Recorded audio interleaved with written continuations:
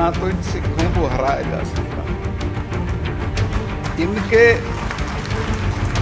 गुरु के चारों बच्चे उसकी मौजूदगी में खत्म हो गए थे, लेकिन उसने सरेंडर नहीं किया। देखिए, डर तो यूं नहीं लगा कि मेरे पास खोने के लिए सिर्फ गवर्नरशिप थी, जिसका मैं इस्तीफा जेब में रख के गया था। ये जो अकाल तख्त तोड़ा है जिनका, ये तो 600 साल भी नहीं भूलते। मैं श्योर हूं कि ये मुझे मारेंगे। तो डर मुझे किसी चीज का था ही नहीं, क्योंकि खोने के लिए मेरे पास कुछ नहीं था। जो था उसे मैं खोने के लिए तैयार था। और वो इसलिए कि मैं जिनमें पैदा हुआ हूँ, उनको आप दिल्ली के बॉर्डर पे जलील कर रहे हो। वो गर्मी में, सर्दी में, बरसात में सड़कों पे पड़े हैं। एक एक किसान, जिसको हम किसान समझते थे, वो 40-40 गांव का चौधरी था, और हम उसका नोटिस नहीं ले रहे थे। 6 महीने तक तो कोई बातचीत ही आपने उनसे नहीं की। दो काम मत करना, एक तो इन पे बल प्रयोग मत करना, दूसरे इनको खाली हाथ मत भेजना, चूंकि भूलते भी नहीं। मैंने उनसे कहा कि साहब ये लोग बैठे हैं इतने दिन से, इसको सॉर्ट आउट कर दो, अच्छी बात नहीं है। कहने नहीं चले जाएंगे सब बात। तो आपने क्या कहा? मैंने कहा ये ऐसे ही नहीं जाएंगे, ये तब जाएंगे जब आप चले जाओगे।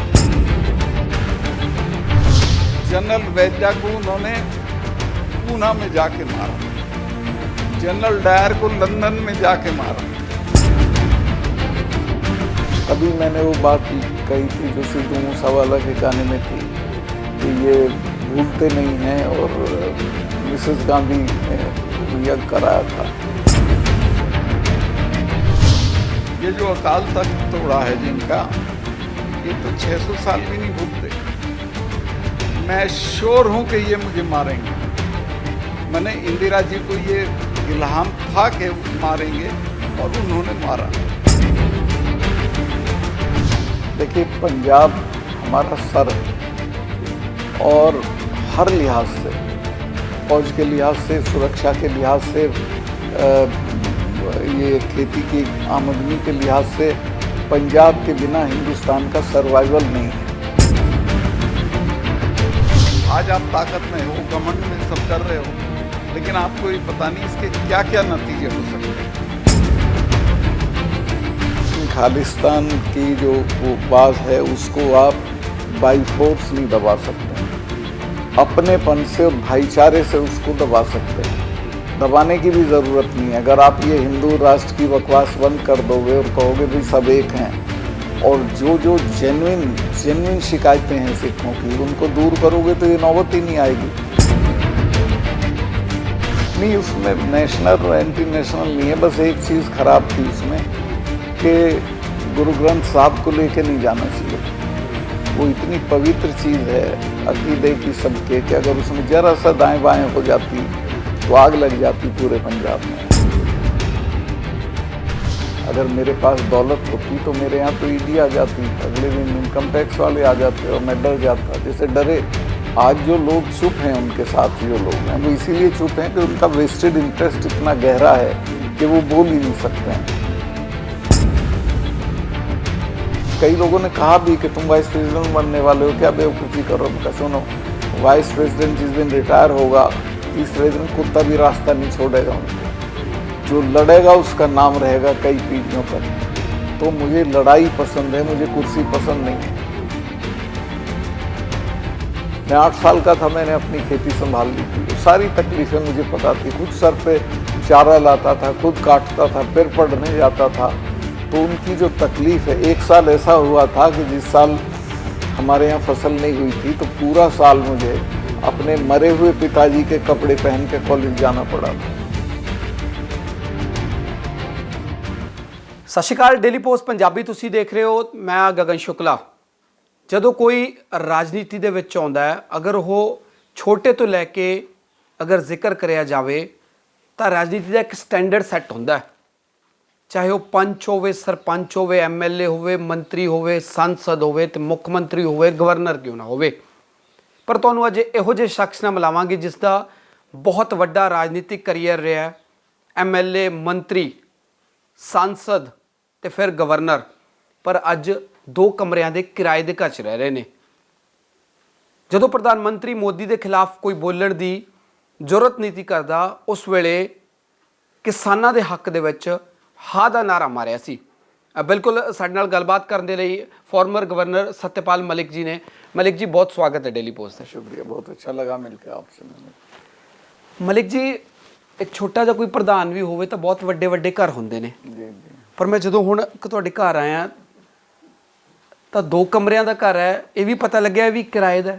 ਪੂਰੀ ਜ਼ਿੰਦਗੀ ਤੁਸੀਂ किराए का है और यही मेरी ताकत। ਇੱਕ ਮਿੰਟ ਮੈਂ ਪੂਰਾ ਕਰ ਲਾਂ। ਤੁਸੀਂ ਐਮਐਲਏ ਰਹੇ, ਐਮਪੀ ਰਹੇ, ਰਾਜ ਸਭਾ ਮੈਂਬਰ ਰਹੇ, ਮੰਤਰੀ ਰਹੇ ਤੇ ਹੁਣ ਗਵਰਨਰ ਰਿਟਾਇਰ ਹੋਏ ਹੋ ਤਾਂ ਫਿਰ ਵੀ ਕਿਰਾਏ ਦੇ ਘਰ ਤੇ। यही मेरी ताकत है। इसी वजह से मैं प्रधानमंत्री से लड़ सका। अगर मेरे पास दौलत होती तो मेरे यहाँ तो ईडी आ जाती, अगले दिन इनकम टैक्स वाले आ जाते और मैं डर जाता। जैसे डरे आज जो लोग चुप हैं, उनके साथ जो लोग हैं वो इसीलिए चुप हैं कि उनका वेस्टेड इंटरेस्ट इतना गहरा है कि वो बोल ही नहीं सकते हैं। ਪਰ ਜਦੋਂ ਮੈਂ ਕਿਸਾਨੀ ਅੰਦੋਲਨ ਤੋਂ ਸ਼ੁਰੂ ਕਰ ਲੈਣਾ, ਜਦੋਂ ਕਿਸਾਨੀ ਅੰਦੋਲਨ ਸੀ ਤਾਂ ਕਹਿੰਦੇ ਸੀ ਕਿ ਪ੍ਰਧਾਨ ਮੰਤਰੀ ਮੋਦੀ ਦੀ ਜਿਹੜੀ ਗੱਡੀ ਉਹਦੇ ਵਿੱਚ ਬੈਕ ਗੇਅਰ ਨਹੀਂ ਹੈਗਾ ਤੇ ਤੁਸੀਂ ਕਿਵੇਂ ਸੋਚਿਆ ਕਿ ਮੈਂ ਪ੍ਰਧਾਨ ਮੰਤਰੀ ਨਾਲ ਹੀ ਟੱਕਰ ਲੈ ਲਵਾਂ? ਕਿਵੇਂ ਤੁਹਾਨੂੰ ਇਹ ਨਹੀਂ ਹੋਇਆ, ਡਰ नहीं लगे अगर इन द सेंस पंजाबी च कहूँ? देखिए, डर तो यूँ नहीं लगा कि मेरे पास खोने के लिए सिर्फ गवर्नरशिप थी जिसका मैं इस्तीफा जेब में रख के गया था और मैं चरण सिंह जी के साथ काम किया। वो कहते थे बेटा जब अपने सवाल हों अपने वर्गों के तो बड़े से बड़ी चीज़ छोड़ देनी चाहिए। तो डर मुझे किसी चीज़ का था ही नहीं, चूँकि खोने के लिए मेरे पास कुछ नहीं था। जो था उसे मैं खोने के लिए तैयार था। और वो इसलिए कि मैं जिनमें पैदा हुआ हूँ उनको आप दिल्ली के बॉर्डर पे जलील कर रहे हो। वो गर्मी में, सर्दी में, बरसात में सड़कों पे पड़े हैं। एक एक किसान जिसको हम किसान समझते थे वो 40-40 गांव का चौधरी था और हम उसका नोटिस नहीं ले रहे थे। 6 महीने तक तो कोई बातचीत ही आपने उनसे नहीं की। तो मुझे बहुत गुस्सा आया और मैं तब इससे मिलने गया और मेरी पहली मीटिंग में ही उनसे लगभग तू तड़ाक हो गई। आपने बात क्या रखी और प्रधानमंत्री का रिटर्न में जवाब क्या था? मैंने उनसे कहा कि साहब ये लोग बैठे हैं इतने दिन से, इसको सॉर्ट आउट कर दो, अच्छी बात नहीं है। कहने नहीं चले जाएंगे सतपाल। तो आपने क्या कहा? मैंने कहा ये ऐसे नहीं जाएंगे, ये तब जाएंगे जब आप चले जाओगे। ये पहले जिससे आप लड़ो उन कौमों के मिजाज को समझना चाहिए, कौन लोग हैं जिनसे आप लड़ रहे हैं। ये आप ही को तो किसान लड़ रही है, उस वर्गों के लोग हैं। सिखों के तो गुरुओं ने अपने 4-4 बच्चे शहीद करा दिए थे लेकिन समझौता नहीं किया था और दिन रात जंगलों में फिरते थे मारे मारे। यही जाटों का था। ये 2-2 बार लाल किले पे चढ़े, दरवाजे उतार लाए, अकबर की कब्र उन्होंने उखाड़ दी। इनसे झगड़ा है आपका तो इनसे झगड़ा मत करो, इसमें कोई फायदा नहीं होगा आपका। तो प्रधानमंत्री का रिएक्शन क्या लगता था आपको कि वो संतुष्ट हैं, हट जाएंगे पीछे? नहीं, मुझे लगता था कि अगर मैं कहता रहूँगा, बोलता रहूँगा तो हट जाएंगे। क्योंकि बेसिकली मैं उनकी साइकी में ये डर दिखाना चाहता था कि इस लड़ाई का आपको क्या क्या नुकसान हो सकता है। तभी मैंने वो बात कही थी जो सिद्धू मूसेवाला के गाने में थी कि ये भूलते नहीं हैं और मिसेस गांधी ने यज्ञ कराया था। तो इनसे झगड़ा नहीं किया जाता, इनसे बातचीत की जाती है, समझौता किया जाता है। ਤੁਸੀਂ ਦੱਸਿਆ ਸੀ ਕਿ ਇਹ 300 ਸਾਲ ਆਪਣੀ ਦੁਸ਼ਮਣੀ ਨਹੀਂ ਭੁੱਲਦੇ, ਇਹ ਉਹ ਕੌਮਾਂ ਨੇ। हाँ, मैं कहा ये कौम है जो 300 साल तक नहीं भूलते हैं। पर मलिक जी, कुर्सी जाने का खतरा नहीं था कि मेरी कुर्सी जा सकती? कुर्सी तो मैं इस्तीफा लिख के लेके गया था। भाई मैं अपनी माँ के पेट से गवर्नर थोड़े ना पैदा हुआ था। झगड़े टंटे में आके बन गया एक बार। और मुझे उस वक्त कई लोगों ने कहा भी कि तुम वाइस प्रेसिडेंट बनने वाले हो, क्या बेवकूफ़ी करो। मैं कहा सुनो, वाइस प्रेसिडेंट जिस दिन रिटायर होगा, जो इस वक्त है, वेंकैया जी थे, तीसरे दिन कुत्ता भी रास्ता नहीं छोड़ेगा उनको। जो लड़ेगा उसका नाम रहेगा कई पीढ़ियों तक। तो मुझे लड़ाई पसंद है, मुझे कुर्सी पसंद नहीं है। आपको अगर देखा जाए मलिक साहब, तो भारतीय राजनीति में हर कोई बंदा कुर्सी से बहुत प्यार करता है क्योंकि जब दूसरा पद छोड़ता है तो दूसरा मिलता है। तो आप गवर्नर थे, आपने कहा कि मुझे ये कह रहे थे कि मैं वाइस प्रेसिडेंट बनूंगा, लेकिन आपको ऐसा नहीं लगा कि मैं खाम खा के पंगे में पड़ गया? खाम खा का पंगे में पढ़ना उसको लगता है जिसकी राजनीतिक सोच या समझ ना हो। मेरी पूरी समझदारी विकसित थी कि सबसे पहला हमारा कमिटमेंट हमारे वर्गों के लिए होना जिनमें हम पैदा हुए हैं। मैंने खुद खेती की, मेरे पिताजी का देहांत हो गया था जब मैं 2 साल का था। मैं 8 साल का था, मैंने अपनी खेती संभाल ली थी। वो सारी तकलीफें मुझे पता थी। खुद सर पे चारा लाता था, खुद काटता था, फिर पढ़ने जाता था। तो उनकी जो तकलीफ है, 1 साल ऐसा हुआ था कि जिस साल हमारे यहाँ फसल नहीं हुई थी तो पूरा साल मुझे अपने मरे हुए पिताजी के कपड़े पहन के कॉलेज जाना पड़ा था। तो मैं सारी तकलीफ को समझता था। और किसानों की उसमें और इस हालत में भी कोई फर्क नहीं है। जितनी चीज़ें वो पैदा करता है उसके दाम उस हिसाब से नहीं बढ़ते जितनी चीज़ें वो खरीदता है। लिहाजा उसकी परचेजिंग पावर हर साल कम होती जा रही है, या कहिए कि वो हर साल गरीब होता है। मलिक साहब, इससे हटके अगर बात करो तो 370 जब धारा हटाएगी, पूरे देश में इसका जिक्र है। अब राजनीतिक पार्टियां चाहे कांग्रेस हो, तमाम जो ऑपोजिशन पार्टियां इसका जिक्र करती हैं। तो आप उस समय JNK के गवर्नर थे, तो क्या परिस्थितियां थी, क्या जहन में चल रहा था आपके कि ये हटानी चाहिए? इसके क्या एक्शन के बाद इसका रिएक्शन क्या होगा? देखिए, हटाने का तो ये जो इशू था प्रधानमंत्री का था। पहले से बीजेपी का और उनका स्टैंड रहा था कि इसको हटाएंगे। तो जब मैं कश्मीर भेजा गया तो मुझे पता था कि ये काम हो सकता है मेरे जरिए हो, तो मैं उसके लिए तैयार था।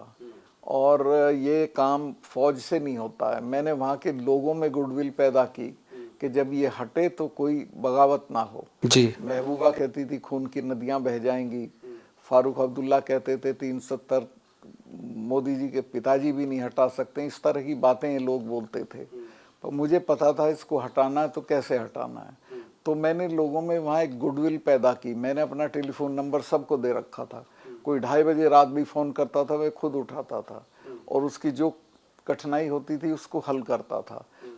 और दूसरे, मैंने लोगों को समझाया कई मीटिंग्स में कि देखो, तुम्हारे बच्चे तो मरते हैं, ये तो टेररिस्ट जो हैं तुम्हारे बच्चे हैं, नेताओं के बच्चे तो लंदन में पढ़ रहे हैं। तुम बताओ, 250 टेररिस्ट हैं कुल कश्मीर में, और दुनिया की दूसरे तीसरे नंबर की फौज से लड़ के क्या ले लोगे? बातचीत से तुम्हें सब कुछ मिल जाएगा। तो ये लड़ाई का रास्ता छोड़ो। तो 6 महीने, मेरे जाने के 6 महीने बाद ही नई भर्ती बंद हो गई थी। टेररिस्टों में नहीं जा रहे थे लड़के, पत्थरबाजी बंद हो गई थी और लोगों की समझ में आ गया था कि नहीं, ये गलत रास्ता है। तो मैं ये आश्वस्त था कि जिस दिन ये कहेंगे हटाने का, मैं उसको सक्सेसफुली लागू कर दूंगा। आप आश्वस्त थे इस बात से? आपको कॉन्फिडेंस था? मुझे कॉन्फिडेंस था, क्योंकि मैंने गवर्नर हाउस के दरवाजे किसी भी वक्त कोई आता था, मैं मिलता था। मलिक जी, मुझे नहीं लगता कि जितनी ट्रांसफर्स आपकी हुई है किसी गवर्नर की हो रही हो। पनिशमेंट हुआ वो। कश्मीर से भेजा मुझे गोवा। गोवा में मैंने वहाँ जो चीफ मिनिस्टर थे उनके यहाँ कुछ गड़बड़ थी। मैं भ्रष्टाचार नहीं कहूँगा, गैर हाजिरी में उनके लिए, लेकिन मैंने इनको बताया कि साहब ये गड़बड़ हो रही है। इन्होंने उसको ठीक करने के बजाय मुझे ही हटा दिया, मेघालय भेज दिया। तो ये तो कोई, मैं इसको बुरा नहीं मानता। भाई, जो अपॉइंट करता उसको अधिकार है हटाने का भी। मलिक साहब, जब पंजाब का जिक्र होता है तो आपके जहन में क्या आता है?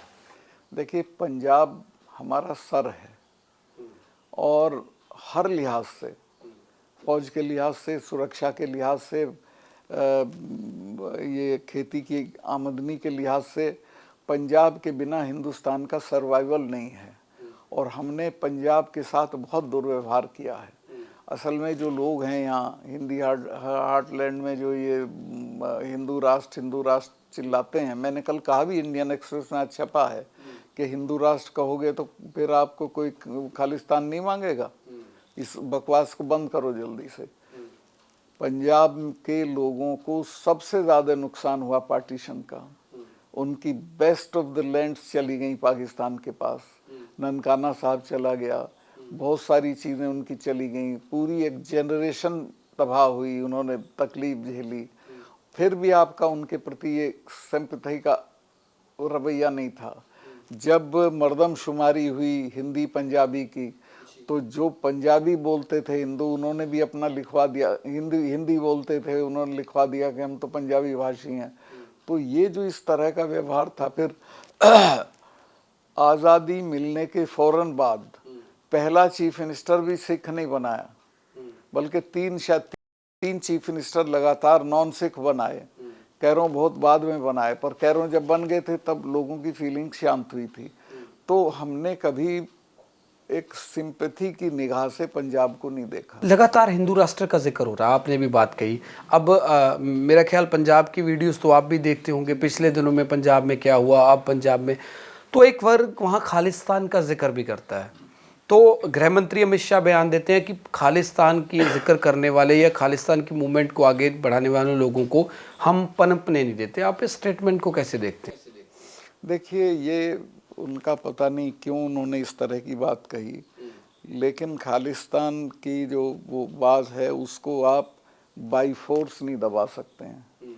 अपनेपन से और भाईचारे से उसको दबा सकते हैं।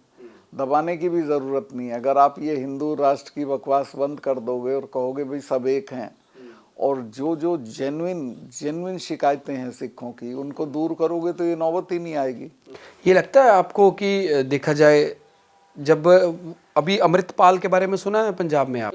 हाँ, मैंने उसके इंटरव्यूज़ देखे हैं और मैं उसको जानता नहीं हूँ, लेकिन उसके चेहरे पे जो तकलीफ़ और गुस्सा है मैं उससे सिंपैथाइज़ करता हूँ। 84 में मैं यहाँ था दिल्ली में, जिस तरह मैसेकर हुआ है, किसी हिंदू संगठन ने या नेताओं ने किसी ने अफसोस जाहिर किया?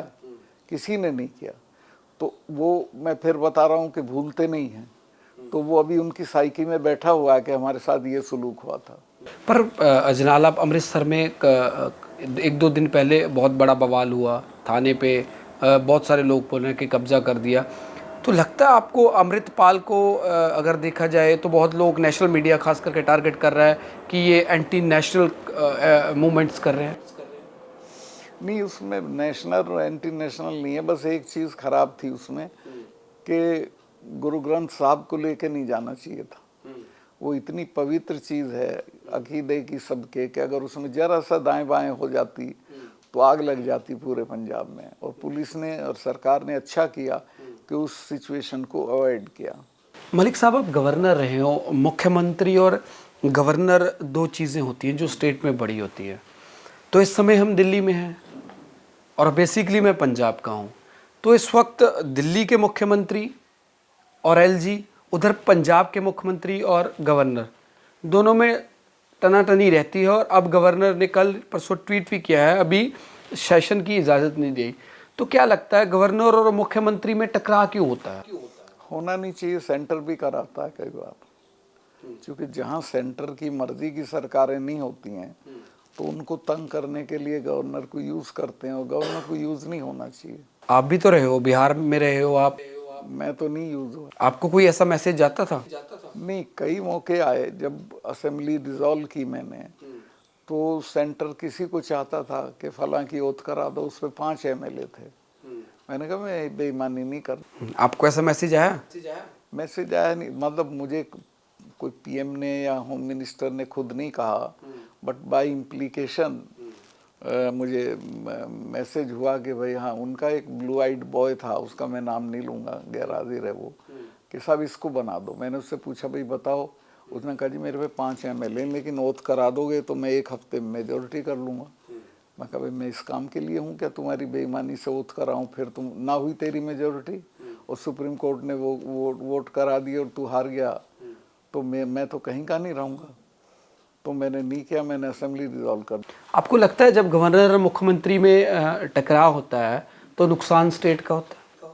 हाँ, नेचुरली होता है। MSP में फिर किसानों पे आता हूँ। MSP लगातार लटक रही है मलिक साहब। क्या लगता है कि किसानों का आंदोलन खत्म हो गया, 3 कानून वापस हो गए, कि किसानों को कितना बेनिफिट हुआ? सरकार जो प्रधानमंत्री ने वादे किए थे जब आंदोलन उठाया गया, हाँ, वो उसको कोई भी पूरा नहीं हुआ अभी तक। सबसे बड़ा वादा तो MSP का ही था। MSP की एक कमेटी बनाई, उसका चेयरमैन वो सेक्रेटरी बना दिया जो काले कानून उसी के बनाए हुए थे। तो MSP पे इनकी नीयत साफ नहीं है, लेकिन MSP के बिना किसानों का काम नहीं चलेगा। MSP ज़रूर लागू करनी चाहिए। लगातार मलिक साहब हिंदू राष्ट्र की जिक्र होती है। क्या लगता है बीजेपी का ये एजेंडा जो हिंदू राष्ट्र का है, बागेश्वर धाम के जो धीरेन्द्र शास्त्री है, देखिए रोज़ सुना, वो तो आप ये समझिए कि बिल्कुल बिना पढ़म जैसी बात करता है। उसे पता ही नहीं कि राष्ट्र क्या होता है और हिंदू राष्ट्र बनेगा हिंदुस्तान तो उसके क्या इम्प्लीकेशंस होंगे, कैसे बन जाएगा। भाई हिंदू ही हैं क्या यहाँ सिख भी हैं, जैनी भी हैं, क्रिश्चियंस भी हैं, मुस्लिम्स हैं 27%। तुम कैसे हिंदू राष्ट्र बना दोगे? और उसकी ज़रूरत नहीं है, हिंदू की मेजोरिटी है, तुम्हारा प्राइम मिनिस्टर बनता है, तुम्हारा प्रेसिडेंट बनता है। ये सिर्फ शोशेबाजी के लिए लोग ये बकवास करते हैं और इससे माहौल ख़राब। वो कहते जो मुस्लिम लोग भी हैं जो नॉन हिंदू हैं, उनकी 7वीं 8वीं जो पीढ़ी पहले थी वो सनातनी थे। वो अगर कहते मेरा हिंदू राष्ट्र भी पूरा हो गया तो मैं अखंड भारत की मांग करूंगा, पाकिस्तान को भी मिलाने की बात कर रहे हैं। पाकिस्तानी भी कहते हिंदू ही हैं। अरे ये तो तुमसे संभल नहीं रहा, पाकिस्तान को भी वो नॉनसेंस है, उनको नॉलेज नहीं है कोई। लगता है कि अगर 2024 की मैं बात करूं गवर्नर साहब, तो पंजाब को कैसे देखते हो? पंजाब सत्ता विरोधी लहर उठा सकता है मोदी जी का? पक्का Punjab will lead to the change in Delhi. Modi वापस नहीं आएंगे अगर पंजाब हरियाणा खड़ा रहेगा जैसा आज है। अगर क्या, मैं तो श्योर हूँ कि खड़े रहेंगे और मैं कैंपेन भी करूँगा, सब जगह जाऊँगा। हरियाणा में मैं घूमा हूँ बहुत जगह और फिर जा रहा हूँ। तो आप समझिए पूरे हिंदी हार्टलैंड में, यूपी में एक हिस्सा जहाँ कम्युनलिज्म है उसको छोड़ के बाकी सब जगह इनका सफाया हो जाएगा। ये 150 से कम सीट पाएंगे पाले। आप कह रहे हो मैं कैंपेन करूंगा, किसकी फेवर करोगे? जो इनको हरा रहा होगा। कांग्रेस? मैंने ये मशवरा नहीं, कैंडिडेट जो हरा रहा होगा, मैंने इनको ये मशवरा दिया है कि देखो तुम्हारी यूनिटी तो होने की नहीं है, क्योंकि तुम सारे प्रधानमंत्री के उम्मीदवार हो और ईगो तुम्हारी बड़ी बड़ी है। एक काम करो कि जैसे वीपी सिंह ने किया था कि एक उम्मीदवार के मुकाबले एक उम्मीदवार, जहाँ जिसका दिखाई दे ये मजबूत है वहाँ छोड़ दो, तुम दूसरी जगह लड़ो। ऐसे करके लड़ोगे तो 100% कामयाब।